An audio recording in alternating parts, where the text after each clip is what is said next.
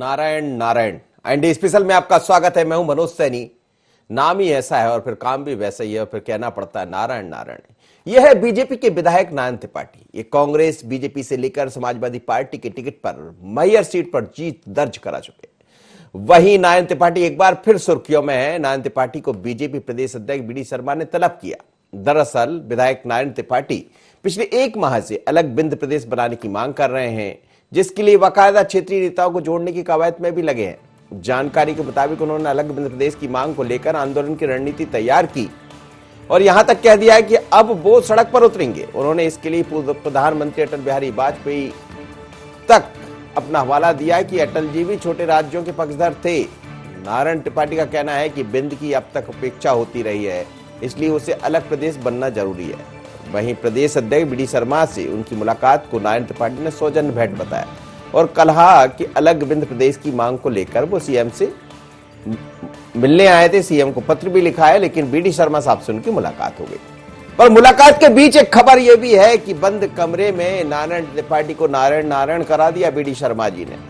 तलब नहीं किया बल्कि झटकार दिया, फटकार दिया और ये कहा कि आखिर है क्या ये।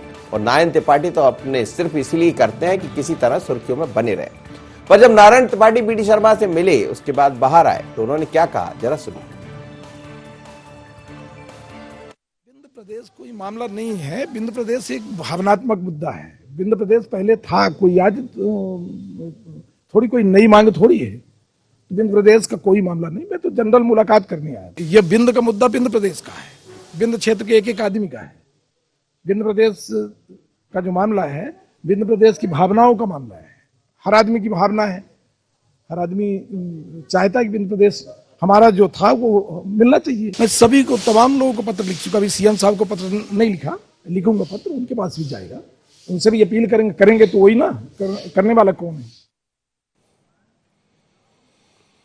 चलिए, तो कह रहे थे कि मैं सभी को पत्र लिख चुका हूं, फिर क्या है कि सीएम को मैंने पत्र नहीं लिखा और ये तो सामान्य मुलाकात करने आया था। लेकिन खबर तो ये है कि उनको तलब किया गया, उनको फटकार लगाई गई कि आखिर चल क्या रहा है। और नारायण त्रिपाठी, आपको याद होगा जब कांग्रेस की सरकार थी तो ये भी खूब चर्चा चली, बल्कि ये कह भी दिया कि जहां से विकास होगा मैं तो वहां चले जाऊंगा। पर जैसे ही बीजेपी आए तो फिर वो बीजेपी की तरफ आ गए। यानी हर जगह नारायण नारायण। मेरे साथ संदीप मिश्रा जुड़ रहे हैं, इस वक्त संदीप से बात कर लेते हैं। संदीप, नारायण त्रिपाठी की मुलाकात हुई है, मुलाकात हुई, क्या बात हुई? वो कुछ और कह रहे हैं, बात कुछ और है। देखिए, अंदर तो बात कुछ और हुई है लेकिन बाहर बात कुछ और हुई है। अगर हम बात करें तो करीब आधे घंटे दोनों नेताओं के बीच में बात हुई है। और लेकिन अगर हम फ्लैशबैक में जाना चाहें तो कल बीजेपी विधायक नारायण त्रिपाठी ने कल रातीवाड़ में एक सभा, छोटी सी सभा आयोजित की थी, जिसमें कि विंध्य प्रदेश के प्रतिनिधियों को उन्होंने आमंत्रित किया था और उन्होंने कहीं न कहीं एक बड़े आंदोलन की रूपरेखा तैयार की है। और आज इसी बात को लेकर के जब बीजेपी प्रदेश अध्यक्ष बीडी शर्मा को भनक लगी तो उन्होंने सीधे उनको आमंत्रित किया, तुरंत बीजेपी प्रदेश कार्यालय बुलाया, उनसे जानकारी ली, जिसमें उन्होंने ये भी कहा है कि आने वाले समय में अगर उनकी मांगे पूरी नहीं होती तो एक बड़ा आंदोलन विंध्य प्रदेश की मांग को लेकर के वो कर सकते हैं। लिहाजा इन सब बातों को लेकर के बीजेपी प्रदेश अध्यक्ष के बीच में और नारायण त्रिपाठी के बीच में, दोनों के बीच में बात हुई है, गुफ्तगू हुई है।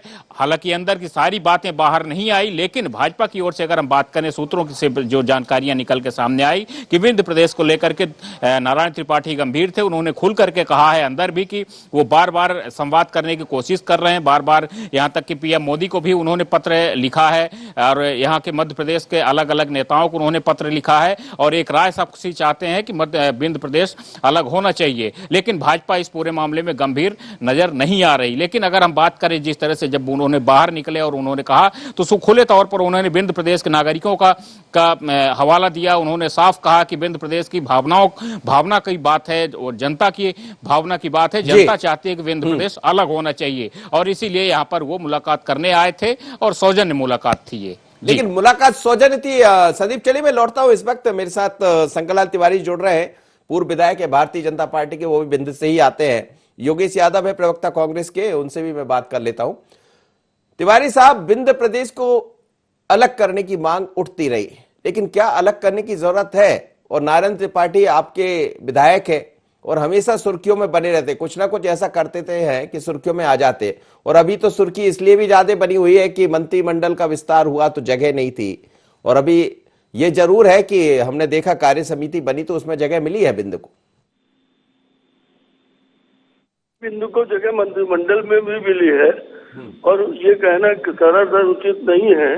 मैं आपकी डिबेट एक सुन रहा था दूसरे चैनल में, किसी में चल रही थी, तो एक सज्जन ने कहा कि एक राज्य मंत्री भर बनाए गए हैं, और जबकि वास्तविकता ऐसा नहीं है। बिंद प्रदेश का मतलब क्या है? भोपाल के किसी भी चैनल में बैठ करके कुछ तो भी बोल रहा। बिंद प्रदेश का मतलब है बिंद की पूरी श्रृंखला, और बिंद प्रदेश से शहडोल तो कम से कम बिंद प्रदेश में ही था। 2 मंत्री शहडोल से बने हैं, बिसाहू लाल जी और मीना जी, है ना, और एक अपने सतना जिले से बने हैं, और आगे अभी मंत्रिमंडल के गठन बाकी है।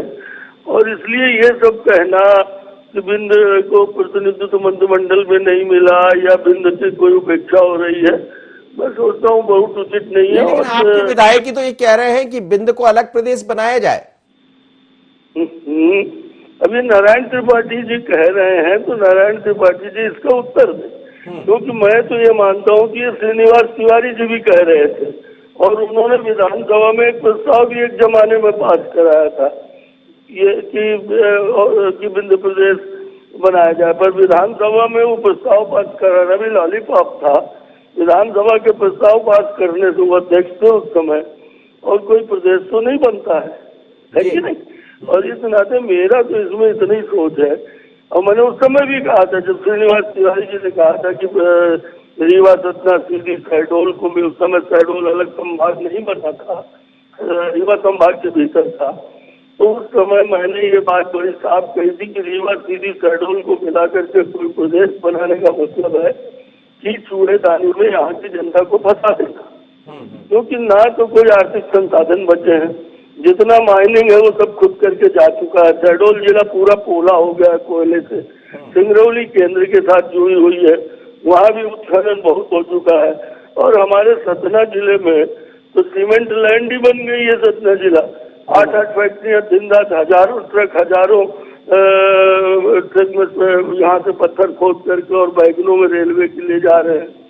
और रही बात, ये उत्खनन अवैध हो रहा है क्या, रुक नहीं रहा है जी? ये अवैध उत्खनन हो रहा है? नहीं, मैं अवैध उत्खनन तो होता ही है, सभी जगह हो रहा है, मैं अवैध उत्खनन की बात नहीं कर रहा हूँ। जो वैध है वो भी सतना जिले में इतना अधिक फैक्ट्रियां खुल गई हैं कि आधी धरती पोली हो गई है, और यही हाल शहडोल का है। अब हम इन 4 जिलों को 5 जिलों को मिला करके शहडोल के 2 जिले और बढ़ा दिया, अनूपपुर उमरिया भी मान लो आप, इनको लेकर के कोई प्रदेश बनाते हैं तो न तो हमारे पास जल रहने वाला है, न विकास की पूरी संभावनाएं कोई रहने वाली है, न कोई आर्थिक स्रोत है, और इसलिए मैं नहीं सोचता हूँ कि इस तरह से चलिए आप सर बने रहिए आप मेरे साथ। इस वक्त मेरे साथ योगेश यादव जुड़े हैं, कांग्रेस के प्रवक्ता। योगेश जी, नारायण त्रिपाठी ने मांग उठा दी है कि बिंद को अलग प्रदेश बनाया जाए, और नारायण त्रिपाठी वो है जो किसी कारणवश सुर्खियों में बने रहते हैं, कभी आपके साथ जुड़ जाते फिर वापस आ जाते बीजेपी के साथ। आज उनको तलब भी कर लिया बीडी शर्मा जी ने, क्या कहेंगे? देखिए, किसी भी क्षेत्र के विकास के लिए एक छोटा प्रदेश होना आवश्यक हो गया है। ये इस बात का उदाहरण है कि छत्तीसगढ़ का जिस तरीके से तेजी से विकास हुआ है, तो स्वाभाविक तरीके से विंध्य प्रदेश हो, विंध्याचल के संदर्भ में हो, विंध्य प्रदेश के बारे में हो, या बुंदेलखंड की मांग हो, ये एक स्वाभाविक मांग है। और एक नेता को इस अपने क्षेत्र के विकास के लिए इस तरीके की मांग की जाना उचित ही होता है। लेकिन अब चूंकि नारायण भाई त्रिपाठी ने एक महानतम गलती कर दी अपनी जिंदगी में, वो एक ऐसी पार्टी में जाकर सम्मिलित हो गए हैं कि जहां पर अपनी अभिव्यक्ति का अधिकार नहीं है, जहां पर अपनी राजनीति को, अपने क्षमा करें, राजनीति के अलावा जनता के बीच में अपनी बात कहने का अधिकार नहीं है, वहां पर वो एक बाउंडेड उसमें चले गए हैं। और ये नारायण भाई त्रिपाठी की एक महानतम गलती आज प्रमाणित हो रही है। यदि वो भारतीय जनता पार्टी के साथ नहीं होते तो शायद आज उनकी आवाज बहुत बुलंदगी से होती, और एक डिक्टेटरशिप तो के वापस आपकी तरफ भी आए थे जब आपकी सरकार थी, हालांकि वो मामला दूसरा है, पर आपकी तरफ भी आए थे, तो इसमें ईमान धर्म नहीं होता क्या राजनीति में कुछ? नहीं, देखिए, जिस समय हमारे पास आए थे तो जिस तरीके से कांग्रेस में स्वतंत्रता स्वायत्तता रहती है, और किसी भी नेता को जितना अधिकार प्राप्त होता है उतनी स्वतंत्रता भारतीय जनता पार्टी में नहीं है। आज नारायण भाई अपने आप को दम घोटू राजनीति का प्रतीक मानकर चल रहे होंगे, आज उनका दम घुट रहा होगा। और दूसरी बात है, जिस तरीके से उनकी उपेक्षा की जा रही है, विंध्य में मंत्रिमंडल में उनको उपेक्षित किया जाना, तो ये सभी बातें हैं, तो आज उनको आभास हो रहा होगा कि अपने क्षेत्र के विकास के लिए यदि बात की जाती है तो भारतीय जनता पार्टी के शासन में बात करना अस्तित्वहीन या बेमानी कहा जाता है। इस बात का आज प्रमाण हो गया है। चलिए मैं लौटता हूं पास। जयराम शुक्ल जी जुड़े हैं। सर, आपका बहुत स्वागत है। विंध्य को अलग प्रदेश बनाने की मांग पहले भी उठती रही है, लेकिन नारायण त्रिपाठी का उठाना कुछ अलग कह देता, क्योंकि नारायण त्रिपाठी का काम ही यह है कि वो सुर्खियों में बन जाए किसी भी तरह, किसी भी मामले को। कभी कांग्रेस में जाते, कभी बीजेपी में आते। आपकी प्रतिक्रिया चाहूंगा, दोनों को आपने सुना भी होगा, मेरे साथ बीजेपी का बयान भी आपने सुना और कांग्रेस को भी सुना होगा। आवाज सुन पा रहे हैं आप? हाँ, मैं आपकी आवाज सुन रहा हूँ। जयराम शुक्ल जी से बात हो रही मेरी?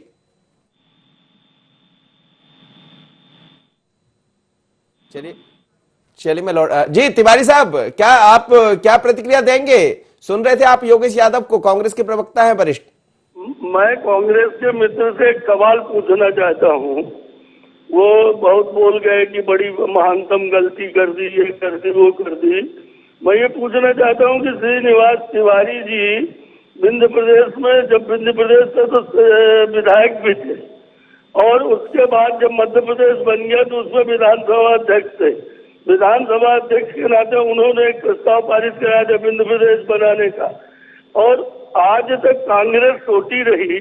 और आज जानबूझ करके जब शिवराज जी पूरे प्रदेश का सर्वांगीण विकास कर रहे हैं, सभी क्षेत्रों में बराबर जन कल्याणकारी योजना और विकास की योजनाएं वो संप्रेषित हो रही हैं, इस तरह से सिगुफेबाजी में और जिस तरह से कांग्रेस के मित्र मजा ले रहे हैं, मैं उनसे पूछना चाहता हूँ कि श्रीनिवास तिवारी ने विधानसभा में प्रस्ताव पास किया था जी। पर उसके सर तिवारी साहब, आप बने रहिए, आपकी पूरी प्रतिक्रिया मैं लूंगा। मेरे साथ इस समय जयराम शुक्ल जी जुड़ गए। सर, स्वागत है आपका। आवाज आपकी नहीं मिल पा रही थी। सवाल यही है कि बीजेपी कांग्रेस दोनों मेरे साथ जुड़े हैं। विंध्य प्रदेश को अलग बनाने की मांग पहले भी उठी है, लेकिन नारायण त्रिपाठी जैसे व्यक्ति अब मांग उठा रहे हैं और कह रहे हैं आंदोलन करेंगे। पर यह भी देखा है कि कभी वो कांग्रेस के साथ जाते, कभी बीजेपी के साथ। मकसद यही होता है कि कैसे मैं सुर्खियों में बने रहूं। आपकी प्रतिक्रिया चाहूंगा मैं। देखिए, विंध्य प्रदेश की बात चाहे कोई भी करे तो वो समाजहीन है और बनना चाहिए। और खास तौर पे यहाँ के जन उपेक्षा महसूस करने लगते हैं तो एक भावना का आवेग बढ़ता है। जैसे अभी राजनीतिक उपेक्षा की बात लोग महसूस कर रहे हैं कि पूरे मध्य प्रदेश में भारतीय जनता पार्टी की जो सरकार है उसका जो मजबूत आधार है वो विंध्य क्षेत्र है, लेकिन उस हिसाब से जैसे कि यहाँ की जनाकांक्षा है नहीं है। तो सर, आप थोड़ा कवरेज में आइएगा, आपकी आवाज बहुत क्लियर नहीं मिल पा रही। तब इस तरीके के आवेग बढ़ेंगे। लेकिन जहाँ तक विंध्य प्रदेश के पुनरोदय की बात है, ये जब से विलोपन हुआ उसके समय से ही ये बात उठ रही है। हो रहा था तब उस पार्टी जी। सर, मुझे आपकी आवाज नहीं मिल पा रही, फिर से आपसे जोड़ते हैं और आपसे बात करेंगे, क्योंकि जी तिवारी साहब, शंकरलाल तिवारी जी, आप अपनी बात पूरी कीजिएगा। मैं आपसे ही कह रहा था कि श्रीनिवास तिवारी जी ने, कांग्रेस के मित्र से पूछ रहा हूँ कि उन्होंने विंध्य प्रदेश का एक प्रस्ताव विधानसभा में पास कराया था। उस समय मेरा भी बयान था कि अकेले रीवा सत्ता शहडोल को मिला करके कोई प्रदेश बनाना, मैंने ये सिर्फ जनता को चूहेदानी में फंसा देना है और किसी भी प्रदेश के विकास की कोई बातें होनी चाहिए और सर्वांगीण बातें होनी चाहिए। आज शिवराज सिंह जी के नेतृत्व में और सब दूर प्रदेश के एक एक छोर तक, और वो स्वयं जो है तो सारी चिंता करके और विकास का कार्य कर रहे हैं। इस समय कोई सिगुफा और कांग्रेस का मजा लेने तो ठीक है, पर कांग्रेस बताए जरा सा कि ये जब विधानसभा में श्रीनिवास जी ने प्रस्ताव पास कराया, ये पास कराया हो गया 30 साल लगभग, और इस 25-30 वर्षों में लगातार केंद्र की सरकार रही है कांग्रेस पार्टी की और राज्य सरकार से कुछ होना नहीं। तो ये लॉलीपॉप देने की बात और सिर्फ चर्चा में बने रहने के लिए कभी कोई बात उठा देना, महाकौशल की बात अलग चल रही है। कुछ नेता महाकौशल की बात करते हैं, कुछ बुंदेलखंड की बात करते हैं, और जब गाहे बगाहे इस तरह की बातें आती रहती हैं, बस दोस्तों इनका कोई महत्व नहीं है जब तक राष्ट्रीय पार्टियां इस मामले में एक मत न हो और कोई ऐसी बात न हो जो विद्वानों की और सारी संभावनाओं पर विचार करके हो। आज कोरोना काल के कारण आर्थिक स्थितियां वैसे सारी बिगड़ी हुई है, और इस स्थिति में नए जिले बनाना, नई तहसीलें बनाना, नए प्रदेश बनाना, मैं सोच रहा हूँ ये वर्तमान में इस तरह की सिगुफेबाजी का कोई महत्व नहीं है। जी जी, चलिए सर आप बने रहिए, कोई महत्व नहीं है, लेकिन जयराम शुक्ल जी कुछ बता रहे थे, मेरे साथ जुड़े थे। जी सर, अपनी बात पूरी कीजिएगा। जी, तो वो जो अशासकीय संकल्प पारित होके केंद्र में गया था, उस समय ये 2000 की बात है, केंद्र में अटल जी की सरकार थी और आडवाणी जी गृह मंत्री थे। तो सुंदरलाल तिवारी जो रीवा के संसद सदस्य थे, उन्होंने एक सवाल पूछा था कि इस अशासकीय संकल्प का जो कि सर्वसम्मति से पास हुआ है, इस पर क्या हुआ। तो लाल कृष्ण आडवाणी जी ने कहा था कि हम सभी संभावनाओं पर विचार कर रहे हैं, उसका परीक्षण करवाएंगे।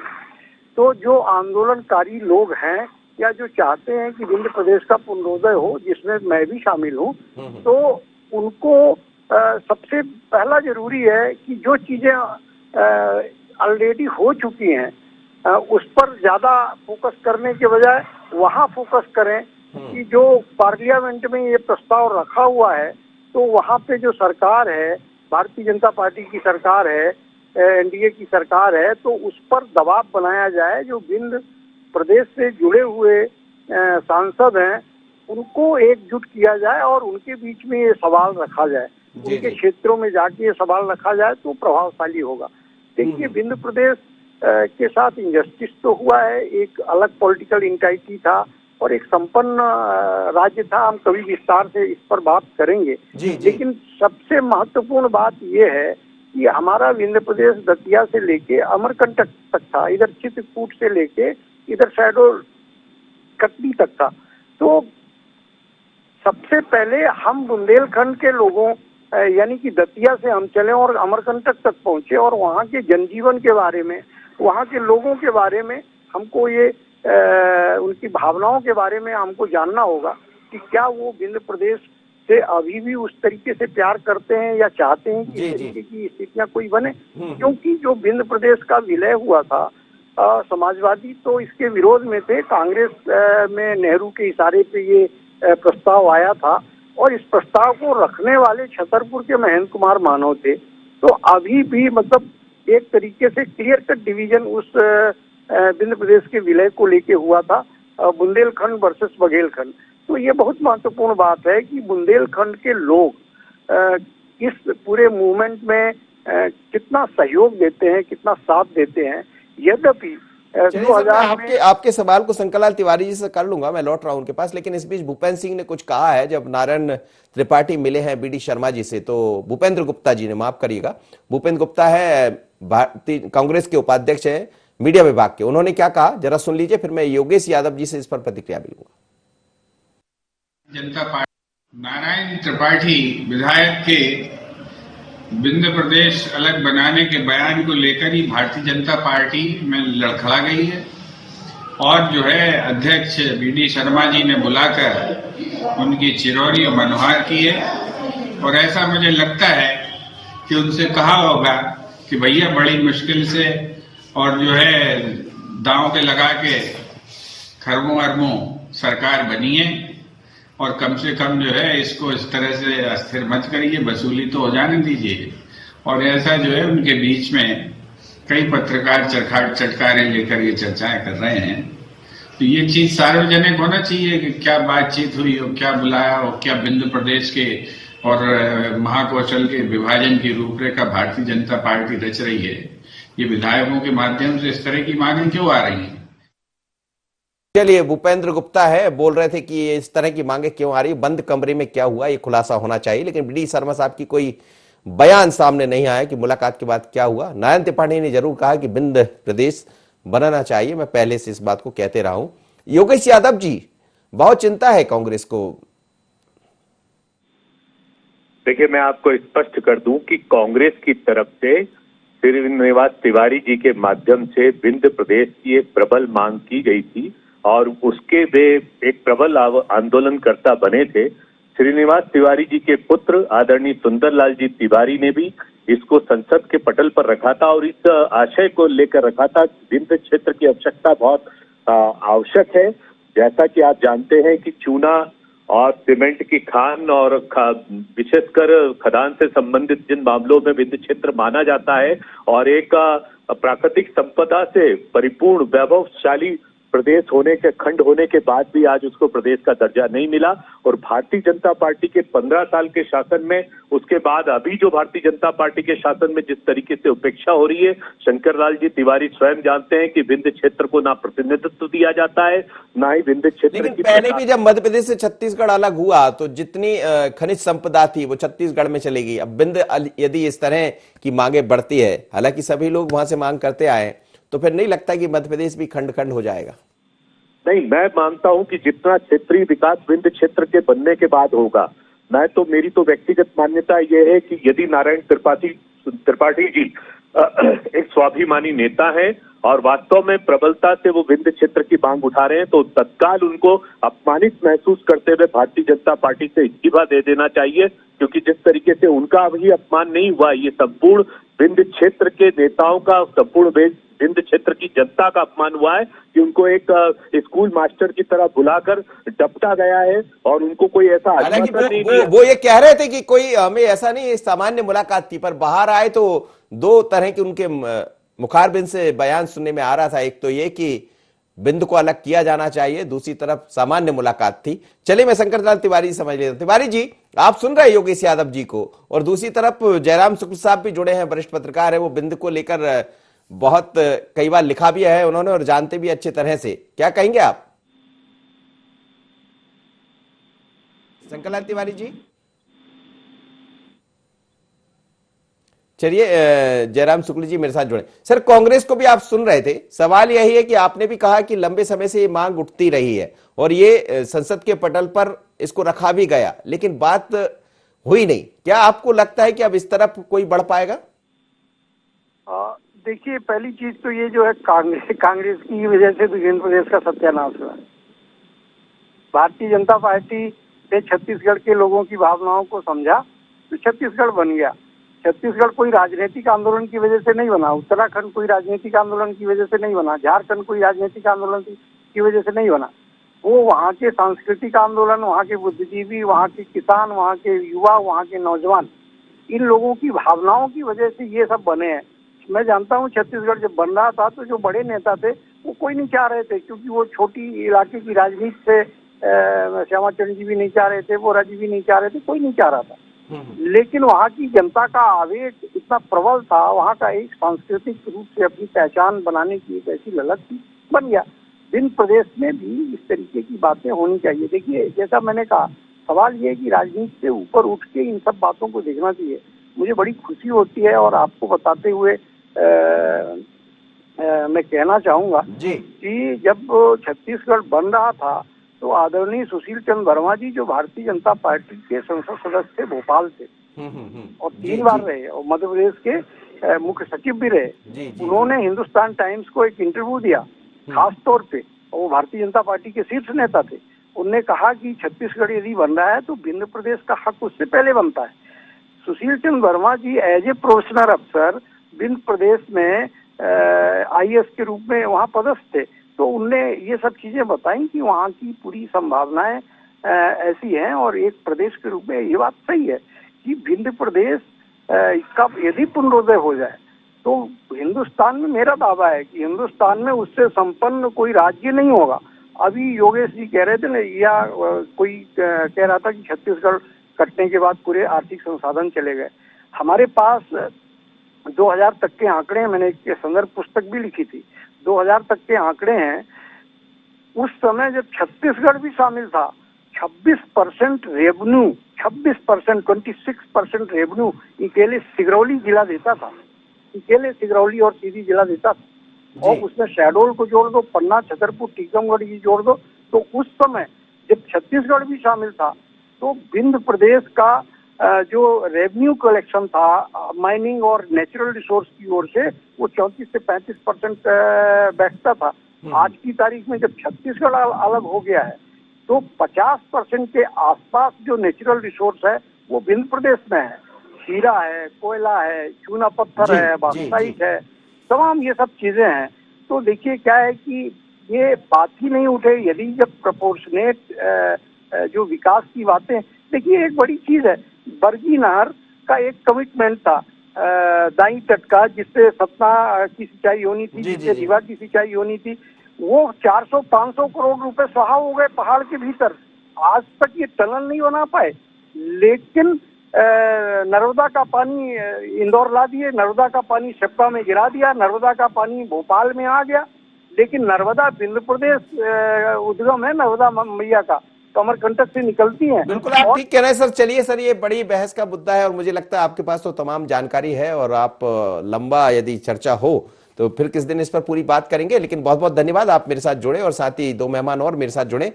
लेकिन मध्य प्रदेश से छत्तीसगढ़ जब अलग हुआ तब भी ये कहा गया कि जो रिसोर्सेस थे, जो खनिज संपदा थी, वो छत्तीसगढ़ चलेगी। अब विंध्य की एक नई मांग है, पर नारायण त्रिपाठी तो कुछ भी ऐसा करते रहते जिसके कारण वो चर्चा में जाए। उनका काम तो पूरा हो गया, लेकिन जब बंद कमरे में बात हुई तो किस किस का काम लगा, कैसा काम लगा, ये तो नारायण त्रिपाठी समझ पा रहे होंगे। क्योंकि अब सरकार भारतीय जनता पार्टी के प्रयास, उन्होंने ये कहा था कि कांग्रेस की तरफ हम चले जाएं, कांग्रेस में हुआ नहीं, अब फिर बीजेपी आ गई।